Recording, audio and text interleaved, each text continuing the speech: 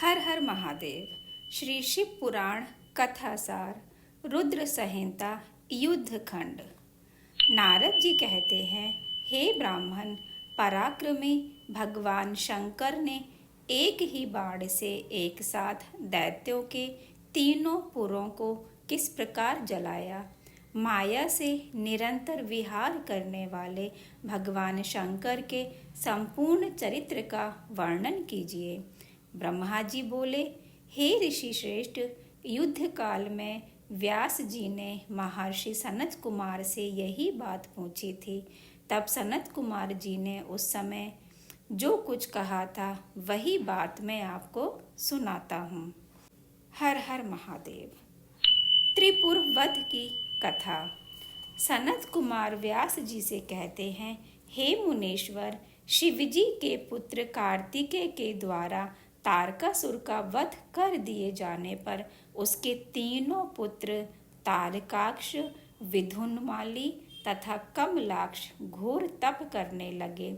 उन तीनों दैत्यों ने संपूर्ण भोगों को त्याग कर मेरु पर्वत की गुफा में जाकर अत्यंत अद्भुत तप किया। इस प्रकार तप करते हुए तथा ब्रह्मा जी में मन लगाए हुए उन तारक पुत्रों का बहुत समय बीत गया। उनके तप से संतुष्ट होकर ब्रह्मा जी वहां प्रकट हो गए और उन असुरों से अभीष्ट वर मांगने को कहा। दैत्य बोले, हे देवेश, यदि आप प्रसन्न हैं तो हमें सब प्राणियों से अवध्यत्व प्रदान कीजिए। हम अजर अमर हो जाएं और तीनों लोकों में अन्य प्राणियों को मार सकें। उनकी यह बात सुनकर ब्रह्मा जी ने कहा, हे असुरों, पूर्ण अमरत्व किसी को नहीं मिल सकता, अतः कोई अन्य वर मांग लो। इस भूतल पर जहाँ भी कोई प्राणी जन्मा है वह अवश्य मरेगा। दैत्य बोले, हे भगवान, हम लोग यद्यपि पराक्रमशाली हैं, किंतु हमारे पास कोई ऐसा स्थान नहीं है जिसमें शत्रु प्रवेश कर ना सके और वहां हम सुख से निवास कर सकें। अतः आप ऐसे 3 नगरों का, एक स्वर्ण का पुर, दूसरा चांदी का तथा तीसरा वज्र के समान लोहे का पुर निर्माण कराकर हमें प्रदान कीजिए, जो परम अद्वित, सभी संपत्तियों से परिपूर्ण और देवताओं के लिए सर्वथा अनतिक्रमणीय हो। सनत कुमार जी ने व्यास जी से कहा। उनका यह वचन सुनकर लोक पितामह ब्रह्मा ने उन्हें यह वर प्रदान कर दिया। उसके बाद उन्होंने दैत्य शिल्पी मैं को आज्ञा दी, हे मैं, तुम सोने, चांदी और लोहे के 3 नगरों का निर्माण कर दो। मैं को यह आज्ञा प्रदान कर ब्रह्मा जी अपने लोक को चले गए। तदंतर मैंने बड़े प्रयत्न के साथ तीनों पुरों का निर्माण किया। ये तीनों पुर क्रम से स्वर्ग में, आकाश में एवं भूलोक में अवस्थित हुए। इस प्रकार तीनों पुरों को प्राप्त कर महाबली तारकासुर के पुत्र उनमें प्रविष्ट हुए और सभी प्रकार के सुखों का भोग करने लगे। उन पुण्य कर्मा राक्षसों को वहां निवास करते हुए बहुत लंबा काल व्यतीत हो गया। तब उनके तेज से दग्ध हुए इंद्रादि देवता दुखी होकर ब्रह्मा जी की शरण में गए और उनसे अपना दुख प्रकट किया। ब्रह्मा जी बोले, हे देवताओं, आप लोग उन दैत्यों से बिल्कुल मत डरिए। इंद्र सहित सभी देवता शिवजी से प्रार्थना करें। यदि वे सर्वाधीश प्रसन्न हो जाएं तो आप लोगों का कार्य पूर्ण हो सकेगा। तब ब्रह्मा जी की बात सुनकर इंद्र सहित सभी देवता दुखी होकर शिवलोक गए और भगवान शिव से प्रार्थना की। भगवान शंकर ने कहा, वे दैत्य मेरी भक्ति और सेवा शुश्रूषा में संलग्न हैं, इसलिए जब तक वे वेद शास्त्रोक्त धर्म से विमुख नहीं होंगे तब तक मेरे द्वारा उनका कोई अनिष्ट करना संभव नहीं है। इसलिए आप देवतागण विष्णु से बात करें। तब वे सभी देवगण भगवान विष्णु के समक्ष प्रस्तुत हुए और पूर्ण दीनता के साथ विष्णु के समक्ष अपनी परिस्थितियों को बताया तथा भगवान शिव के विचारों को भी व्यक्त किया।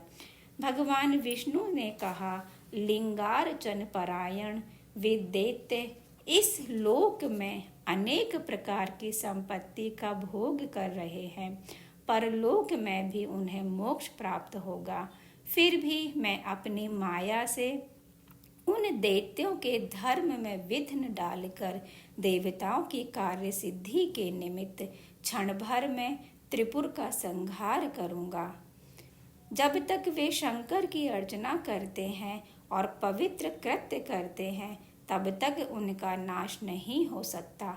इसलिए अब ऐसा उपाय करना चाहिए जिससे वहाँ से वेद धर्म चला जाए। तब वे दैत्य लिंगार्चन त्याग देंगे। ऐसा निश्चय करके विष्णु जी ने उन दैत्यों के धर्म में विघ्न करने के लिए श्रुति खंडन रूप उपाय किए। उन देवाधिदेव विष्णु जी की माया से सभी पूर्ववासियों के अपने धर्मों से सर्वथा विमुख हो जाने पर अधर्म की वृद्धि होने लगी। सभी देवताओं ने भगवान शंकर से प्रार्थना की और कहा, हे भक्त वत्सल, उन दैत्यों ने हमारे भाग्य से सभी धर्मों का परित्याग कर दिया है। हे शरणप्रद, इस समय हम आपकी शरण में आए हैं। आप जैसा चाहे वैसा करें। हर हर महादेव। त्रिपुर ध्वंस के लिए दिव्य रथ का निर्माण। भगवान शंकर ने कहा, मेरे पास योग्य सारथी सहित दिव्य रथ नहीं है और संग्राम में विजय दिलाने वाला धनुष बाण आदि भी नहीं है।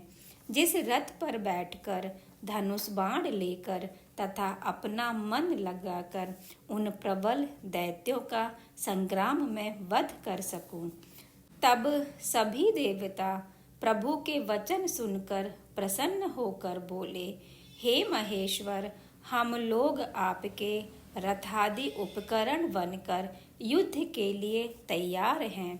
भगवान शंकर ने कहा कि रथ, सारथी, दिव्य धनुष तथा उत्तम बाण शीघ्र उपस्थित कीजिए। तब उनकी आज्ञा से विश्वकर्मा ने संसार के कल्याण के लिए सर्वदेव में दिव्य तथा अत्यंत सुंदर रथ का निर्माण किया। शिवजी के रथ पर आरूढ़ हो जाने पर वह रथ उन बलवान दानवों के आकाश स्थित तीनों पुरों को उद्देश्य करके चलने लगा। रथ पर आरूढ़ भगवान शंकर ने पाशुपत व्रत की चर्चा की और कहा, जो इस दिव्य पाशुपत व्रत का आचरण करेगा वह पाशुत्व से मुक्त हो जाएगा।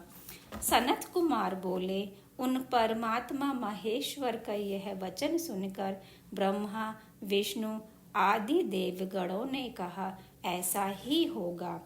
इसलिए हे वेदव्यास, देवता एवं असुर सभी उन प्रभु के पशु हैं और पशुओं को पाश से मुक्त करने वाले रुद्र भगवान शंकर पशुपति हैं। तभी से उन महेश्वर का यह कल्याणप्रद पशुपति नाम भी सभी लोकों में प्रसिद्ध हुआ। सनत कुमार जी कहते हैं, हे व्यास जी, इसके बाद महादेव शंभु समस्त युद्ध सामग्रियों से युक्त हो उस रथ पर बैठकर त्रिपुर के दैत्यों को दग्ध करने के लिए उद्यत हुए। पर इस कार्य में गणेश जी के द्वारा विघ्न होने पर एक अत्यंत मनोहर आकाशवाणी शंकर जी ने सुनी। हे भगवान, जब तक आप इन गणेश जी का पूजन नहीं करेंगे तब तक आप त्रिपुर का नाश नहीं कर सकेंगे। यह वचन सुनकर सदाशिव ने भद्रकाली को बुलाकर गणेश जी का पूजन किया। जब महादेव जी गणेश जी का पूजन कर स्थित हो गए, उसी समय वे तीनों पुर शीघ्र ही एक में मिल गए। उसी समय जगतपति ब्रह्मा तथा विष्णु ने कहा, हे महेश्वर, अब इन दैत्य तारका पुत्रों के वध का समय उपस्थित हो गया है, क्योंकि इनके तीनों पुर एक स्थान में आ गए हैं।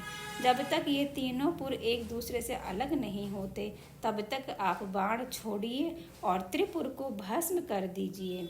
शिवजी के द्वारा छोड़े गए तीव्रगामी उस विष्णु में बाण से त्रिपुर में रहने वाले उन तीनों दैत्यों को दग्ध कर दिया गया।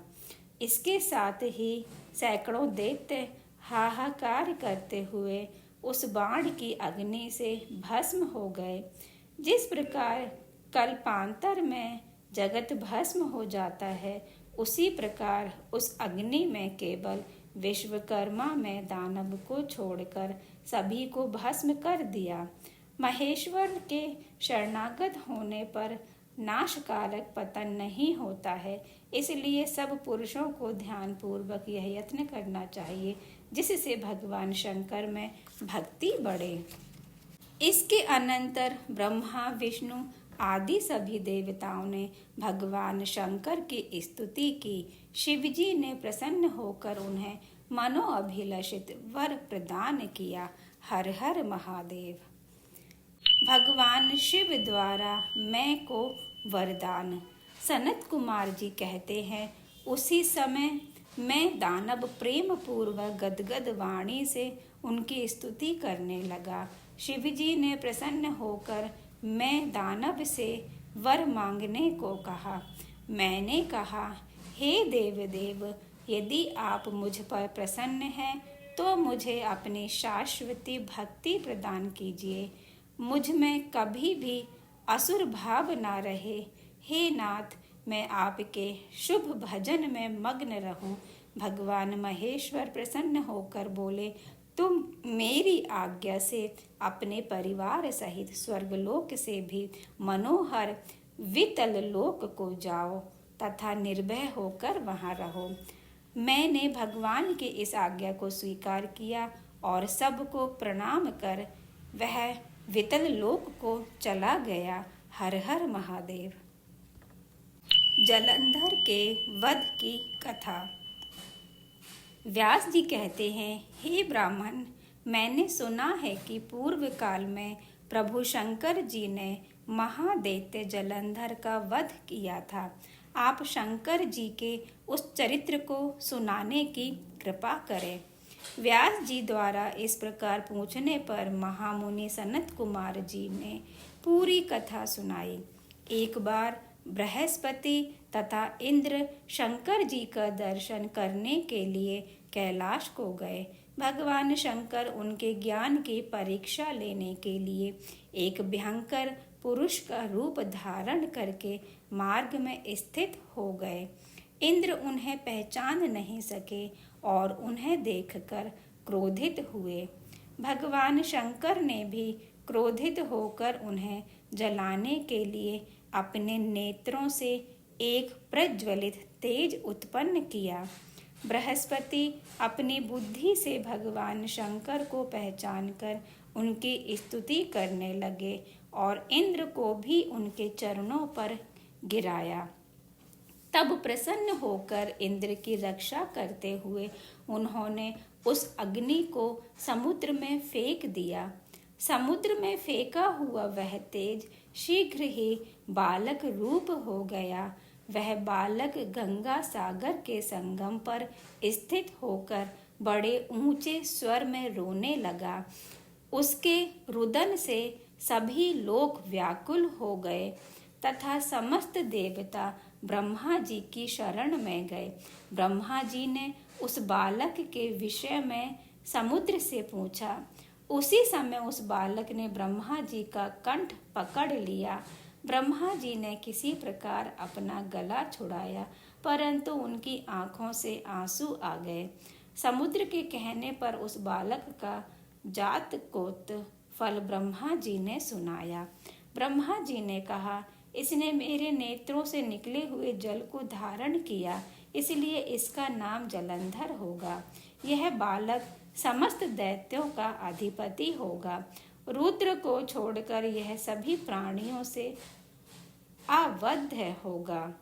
इसके अनंतर सागर के अनुरोध पर असुर काल नेमी ने अपनी पुत्री वृंदा का विवाह जलंधर से कर दिया। देवताओं द्वारा छल पूर्वक समुद्र मंथन एवं अमृत पान आदि की बातें सुनकर जलंधर अत्यधिक क्रोधित हो गया और स्वर्ग पहुंचकर उसने इंद्र सहित सभी देवताओं को जीत लिया और अमरावतीपुरी पर अपना अधिकार कर लिया। देवताओं को भागते हुए देखकर भगवान ऋषिकेश विष्णु गरुड़ पर सवार होकर जलंधर से भयंकर युद्ध करने लगे। उस दैत्य से बहुत देर तक युद्ध करके विष्णु विस्मित हो गए और प्रसन्न होकर उसे वरदान देने लगे। जलंधर धर्मानुसार शासन करने लगा। देवतागण संत्रस्त होकर भगवान शंकर के पास गए और अपनी रक्षा के लिए प्रार्थना करने लगे। यह निश्चय हुआ कि जलंधर की पत्नी वृंदा का पातिव्रत जब तक नष्ट नहीं होगा तब तक जलंधर की मृत्यु संभव नहीं है। अतः भगवान विष्णु ने पार्वती की प्रेरणा से वृंदा का पातिव्रत नष्ट किया। वृंदा को जब यह बात मालूम हुई तो वह अत्यंत क्षुब्ध हो गई और वह भगवान विष्णु को शाप देकर अग्नि में प्रवेश कर गई। इधर भगवान शंकर ने देवताओं के कार्य को सिद्ध करने के लिए नारद जी को बुलाकर भेजा। नारद जी देवताओं को आश्वस्त करके जलंधर के पास गए और उससे बोले, तुम्हारे पास संपूर्ण समृद्धि रहते हुए भी स्त्री रत्न नहीं है। जलंधर के पूछने पर नारद जी ने बताया कि कैलाश पर्वत पर विश्व मोहिनी पार्वती है जो अत्यंत सुंदर है। जलंधर ने अपना एक दूत भेजा। उसकी भगवान शिव से वार्ता हुई।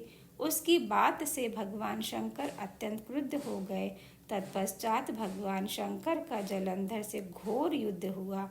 अंततोगत्वा भगवान शंकर द्वारा धराशायी होकर वह मृत्यु को प्राप्त हुआ।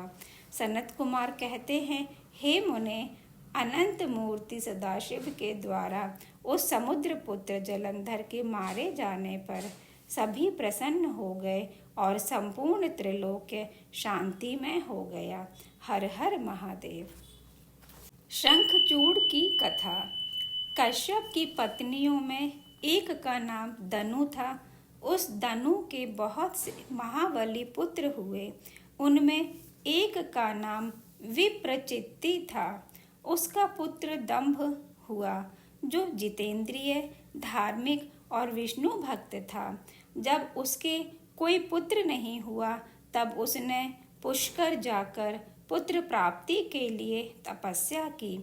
उसकी तपस्या से प्रसन्न होकर भगवान विष्णु ने उसे पुत्र होने का वरदान दिया। तदंतर समय आने पर साध्वी दंभ पत्नी ने एक तेजस्वी बालक को जन्म दिया जिसका नाम शंखचूड़ रखा गया।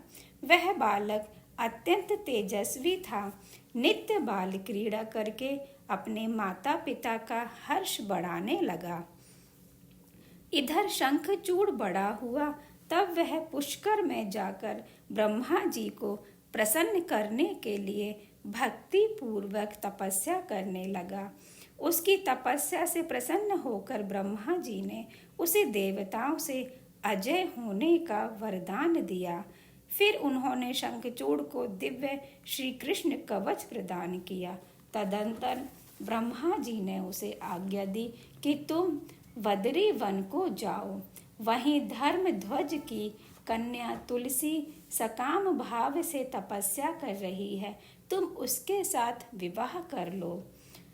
इसके अनंतर शंखचूड़ उस स्थान पर जा पहुंचा। वहां धर्मध्वज की पुत्री तुलसी तप कर रही थी। तुलसी से वहां शंखचूड़ की वार्ता हुई और ब्रह्मा जी की आज्ञा से दोनों ने गांधर्व विवाह कर लिया। इसके अनंतर शुक्राचार्य जी द्वारा शंखचूड़ का राज्याभिषेक हुआ। उसने संपूर्ण लोकों को जीतकर देवताओं का सारा अधिकार छीन लिया। देवगण ब्रह्मा जी की शरण में गए। ब्रह्मा जी समस्त देवताओं के साथ भगवान विष्णु की स्तुति करने लगे। भगवान विष्णु ने कहा, कमल योनि, मैं शंखचूड़ का सारा वृतांत जानता हूँ। पूर्व जन्म में वह गोप था। गोलोक में मेरे ही रूप श्री कृष्ण रहते हैं। वही गोप इस समय शंभु की इस लीला से मोहित होकर शापवश अपने को दुख देने वाली दानवी योनि को प्राप्त हो गया। श्री कृष्ण ने पहले से ही रुद्र के त्रिशूल से इसकी मृत्यु निर्धारित कर दी है। ऐसा जानकर तुम्हें भय नहीं करना चाहिए। यूं कहकर ब्रह्मा सहित विष्णु शिवलोक को गए तथा भगवान शंकर की स्तुति करते हुए बोले, हे दीन बंधु, हम दीनों की रक्षा कीजिए। श्री शंकर ने सबको आश्वस्त करते हुए कहा, हे देवगण, तुम लोग अपने अपने स्थान को लौट जाओ। मैं निश्चय ही शंखचूड़ का वध कर डालूंगा। महेश्वर के इस वचन को सुनकर समस्त देवताओं को परम आनंद प्राप्त हुआ। इधर उन महारुद्र ने गंधर्व राज चित्ररथ को दूत बनाकर शंखचूड़ के पास भेजा, परंतु शंखचूड़ ने कहा कि महेश्वर के साथ युद्ध किए बिना ना तो मैं राज्य ही वापस दूंगा और ना अधिकारों को ही लौटाऊंगा। शिवदूत पुष्पदंत ने लौटकर अपने स्वामी महेश्वर को शंखचूड़ की सारी बात सुना दी। भगवान रुद्र ने अपनी सेना के साथ युद्ध के लिए प्रस्थान किया। इधर शंखचूड़ ने महल के भीतर जाकर अपनी पत्नी तुलसी से यह सारी वार्ता सुनाई तथा युद्ध में जाने से पूर्व उसे ढांढस बंधाया। तदंतर दानवराज ने कवच धारण करके अपनी सेना के साथ युद्ध के लिए प्रस्थान किया। घोर युद्ध प्रारंभ हो गया। उसी समय आकाशवाणी हुई, जब तक इस शंखचूड़ के हाथ में श्री हरि का परम उग्र कवच वर्तमान रहेगा और इसकी पतिव्रता पत्नी तुलसी का सतीत्व अखंडित रहेगा, तब तक इस पर जरा और मृत्यु अपना प्रभाव नहीं डाल सकेंगे। अतः हे जगदीश्वर शंकर, ब्रह्मा के इस वचन को सत्य कीजिए। शिवजी ने उस आकाशवाणी को सुनकर उसे स्वीकार कर लिया और विष्णु को इस कार्य के लिए प्रेरित किया। मायावियों ने भी श्रेष्ठ मायावी भगवान विष्णु ने एक वृद्ध ब्राह्मण का वेश धारण कर शंखचूड़ से भिक्षा रूप में कवच मांग लिया और फिर शंखचूड़ का रूप धारण करके तुलसी के पास पहुंचकर सबके आत्मा एवं तुलसी के नित्य स्वामी श्री हरि ने शंखचूड़ रूप से उसके शील का हरण कर लिया। तदंतर विष्णु भगवान ने शंभु से अपनी सारी बातें कह सुनाई। तब शिवजी ने शंखचूड़ के वध के निमित्त अपना उद्दीप्त त्रिशूल शंखचूड़ के ऊपर छोड़ा, जिसने उसी क्षण उसे राख की ढेरी बना दिया। शिवजी के ऊपर पुष्पों की वर्षा होने लगी और ब्रह्मा विष्णु इंद्रादि सभी देवता तथा मुनिगण उनकी प्रशंसा करने लगे। शंखचूड़ भी शिव जी की कृपा से शाप मुक्त हो गया और उसे अपने पूर्व श्री कृष्ण पार्षद रूप की प्राप्ति हो गई। शंखचूड़ की हड्डियों से शंख जाति का प्रादुर्भाव हुआ। इस शंख का जल शंकर के अतिरिक्त समस्त देवताओं के लिए प्रशस्त माना जाता है। उस समय जगत में चारों ओर परम शांति छा गई। हर हर महादेव। तुलसी एवं शालग्राम शिला के महात्म्य का वर्णन।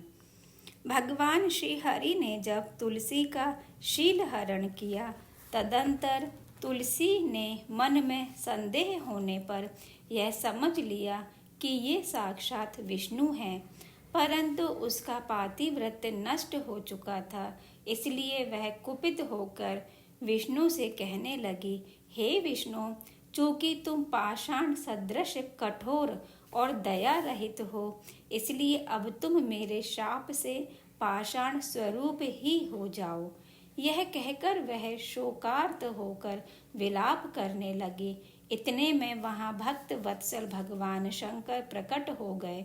उन्होंने समझा कर कहा, भद्रे, तुमने जिस मनोरथ को लेकर तप किया था, यह उसी तपस्या का फल है। अब तुम इस शरीर को त्याग कर दिव्य देह धारण कर लो। श्री हरि के साथ वैकुंठ में विहार करती रहो। तुम्हारा यह शरीर जिसे तुम छोड़ दोगी, नदी के रूप में परिवर्तित हो जाएगा, जो भारतवर्ष में पुण्य रूपा गंडकी के नाम से प्रसिद्ध होगा। श्री हरि भी तुम्हारे शापवश पत्थर का रूप धारण करके भारतवर्ष में गंडकी नदी के जल में निवास करेंगे तथा शालग्राम शिला के रूप में प्रकट होंगे। विष्णु रूपी शालग्राम शिला और वृक्ष स्वरूपिणी तुलसी का समागम सदा अनुकूल तथा बहुत प्रकार के पुण्यों की वृद्धि करने वाला होगा। हे भद्रे, जो शालग्राम शिला के ऊपर से तुलसी पत्र को दूर करेगा, उसे जन्मांतर में स्त्री वियोग की प्राप्ति होगी। जो पुरुष शालग्राम शिला, तुलसी और शंख को एकत्र रखकर उसकी रक्षा करता है, वह श्री हरि का प्यारा होता है। हर हर महादेव। अंधकासुर की उत्पत्ति की कथा। सनत कुमार जी कहते हैं, हे व्यास जी, जिस प्रकार अंधकासुर ने परमात्मा शिव के गणाध्यक्ष पद को प्राप्त किया था, उस मंगलमय चरित्र का श्रवण करो। अंधकासुर ने पहले शिवजी के साथ बड़ा घोर संग्राम किया था, परंतु पीछे बारंबार सात्विक भाव के उद्रेक से शंभु को प्रसन्न कर लिया और वह गणाध्यक्ष बन गया। व्यास जी ने कहा, अंधक कौन था और वह किसका पुत्र था? उसने शंभु की गणाध्यक्षता कैसे प्राप्त की? सनत कुमार जी ने कहा, मुने, किसी समय भगवान शंकर अपने गणों तथा पार्वती को साथ लेकर कैलाश से विहार करने के लिए काशी आए। उन्होंने काशी को अपनी राजधानी बनाया, भैरव को उसका रक्षक नियुक्त किया। किसी समय वे अपने गणों के साथ मंदराचल पर गए और वहां पर पार्वती के साथ विहार में प्रवृत्त हो गए। पार्वती ने क्रीड़ा करते हुए सदाशिव के नेत्र अपने दोनों हाथों से बंद कर दिए। नेत्रों के बंद हो जाने पर क्षण भर में घोर अंधकार छा गया। उनके ललाट का स्पर्श करते ही उष्णता से पार्वती के दोनों हाथों से स्वेद बिंदु टपकने लगे। तब उससे एक बालक उत्पन्न हुआ, जो भयंकर विकराल मुख वाला, महाक्रोधी, अंधा, क्रूप तथा विकृत स्वरूप वाला था। इस प्रकार के स्वरूप वाले उस पुरुष को देखकर गौरी ने महेश्वर से पूछा कि वह कौन है। महेश बोले, तुम्हारे द्वारा मेरे नेत्रों को बंद कर दिए जाने पर तुम्हारे हाथों के स्वेद से यह अंधक नाम का असुर प्रकट हुआ है। तुम ही इसकी जन्मदात्री हो, अतः इसकी रक्षा करो। तदंतर हिरण्याक्ष नाम का एक असुर पुत्र प्राप्ति के लिए तपस्या करने लगा। उसकी तपस्या से प्रसन्न होकर भगवान शिव ने उसे अंधक को पुत्र रूप में प्रदान किया। भगवान विष्णु ने वराह रूप धारण कर हिरण्याक्ष का वध किया। इसके अनंतर नरसिंह रूप धारण कर हिरण्याक्ष के बड़े भाई हिरण्यकशिपु का वध किया। अंधक ने घोर तपस्या कर बलशाली होने का वर प्राप्त कर लिया। उसने भगवती पार्वती की सुंदरता की गाथा सुनकर उन्हें प्राप्त करने के लिए भगवान शिव के पास एक दूत भेजा। अंत में उसे शिवजी से घोर युद्ध करना पड़ा। शिवजी ने अपने त्रिशूल से उसका हृदय विदीर्ण कर दिया और उसके शरीर को अपने त्रिशूल पर टांग कर आकाश में उठा दिया। सूर्य की किरणों से संतप्त हिमखंडों से खंडित होने पर भी उस दैत्यराज ने प्राण त्याग नहीं किया और भगवान शंकर की निरंतर स्तुति करता रहा। यह देखकर परम दयालु भगवान शंकर ने उसकी स्तुति से प्रसन्न होकर उसे गाणपत्य पद प्रदान कर दिया। हर हर महादेव। शुक्राचार्य द्वारा काशी में शुक्रेश्वर लिंग की स्थापना तथा मृत संजीवनी विद्या प्राप्त करना। सनत कुमार बोले, हे व्यास जी, मृत्युंजय भगवान शिव से जिस प्रकार शुक्राचार्य ने मृत्युनाशिनी विद्या प्राप्त की उसे आप सुने। पूर्व काल में भृगुपुत्र शुक्राचार्य काशीपुरी में विश्वेश्वर प्रभु का ध्यान करते हुए दीर्घ काल तक तप करते रहे। उन्होंने वहाँ परमात्मा शिव का शिवलिंग स्थापित किया तथा उग्र तपस्या करते हुए मृत्युष्टक के 8 श्लोकों से शिवजी की स्तुति करते हुए उनको बार बार प्रणाम किया। भगवान शंकर उनकी उग्र तपस्या से प्रसन्न होकर कहने लगे, हे विप्रवर, आप इसी शरीर से मेरी उदर रूपी गुहा में प्रविष्ट हो पुनः लिगेंद्रिय मार्ग से निकलकर पुत्र भाव को प्राप्त होंगे। मृत संजीवनी नामक जो मेरी निर्मल विद्या है उसका निर्माण मैंने स्वयं अपने तपोबल से किया है।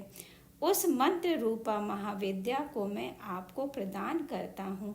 आप जिस किसी को भी उद्देश्य करके इस विद्या का आवर्तन करेंगे वह अवश्य ही जीवित हो जाएगा। आपके द्वारा स्थापित किए गए इस लिंग का नाम शुक्रेश्वर होगा। जो मनुष्य इसकी अर्चना करेंगे उनकी कार्य सिद्धि होगी। हर हर महादेव। बाणासुर पर शिव की कृपा। बाणासुर बाली का औरस पुत्र था।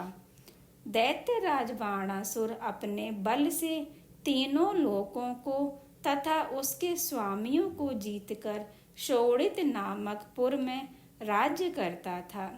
उसकी 1000 भुजाएं थीं। बाणासुर की पुत्री का नाम उषा था।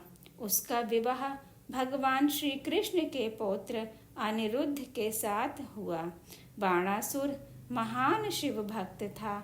शिव भक्ति में लीन होकर उसने भगवान शिव को प्रसन्न करने के लिए तांडव नृत्य किया।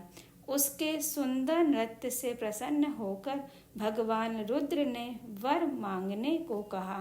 बाणासुर ने शिव जी की निर्विकार भक्ति, अक्षय गाणपत्य गणों का अधिपति का भाव तथा प्राणियों के प्रति दया भाव आदि वर मांगते हुए प्रेम पूर्वक शिवजी की स्तुति की। बाणासुर का यह वचन सुनकर भगवान सदाशिव तुम सब कुछ प्राप्त करोगे इस प्रकार कहकर वहीं अंतर्ध्यान हो गए। हर हर महादेव। गजासुर वध की कथा तथा कृत्तिवासेश्वर लिंग की स्थापना। गजासुर महिषासुर का पुत्र था। जब उसने सुना कि देवी दुर्गा ने मेरे पिता को मार दिया था तब उसने बदला लेने की भावना से घोर तप किया।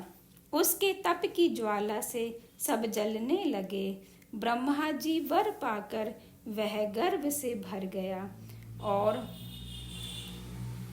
ब्रह्मा जी से वर पाकर वह गर्व से भर गया और अत्याचार करने लगा। इसी क्रम में वह काशी आया और भक्तों को सताने लगा। दुखी देवताओं ने ब्रह्मा जी के साथ भगवान शंकर से प्रार्थना की। भगवान शंकर ने घोर युद्ध में उसे हराकर त्रिशूल में पिरो दिया। तब उसने भगवान शंकर का स्तवन किया।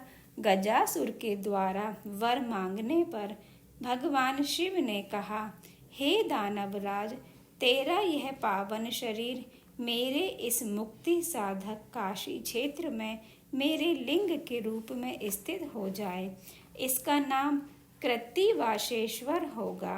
यह संपूर्ण लिंगों में शिरोमणि और मोक्षप्रद होगा। यह सुनकर विष्णु और ब्रह्मा आदि समस्त देवताओं का मन हर्ष से परिपूर्ण हो गया। ब्रह्मा जी कहते हैं, हे मुनि सत्तम, मैंने तुमसे रुद्र संहिता के अंतर्गत इस युद्ध खंड का वर्णन कर दिया। यह खंड संपूर्ण मनोरथों को प्रदान करने वाला तथा भुक्ति मुक्ति रूपी फल देने वाला है। इस प्रकार रुद्र संहिता का यह ब्रह्मा और श्री नारद जी का कल्याणकारक संवाद पूर्ण रूप से संपन्न हुआ। हर हर महादेव।